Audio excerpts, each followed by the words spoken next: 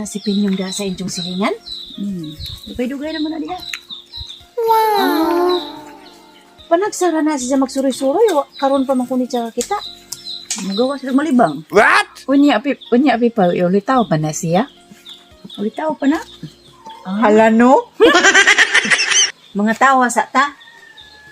Unsa naman pod na? Dati usa ka sa bungiro. Nagbuhi siya og duha ka bukduwindi.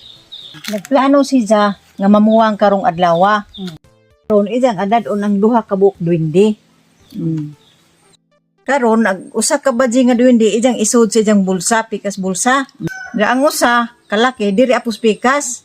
Ang ijang timailhan kung mukurog gani ang pikas bulsa, mudaog gadto ijang manok. Unja karon Unja karon kay ning kurog man ang ijang pikas bulsa. Di mo tong ning daog, ning kurog naman pug pikas bulsa. Daog na pud siya. unja. Unja.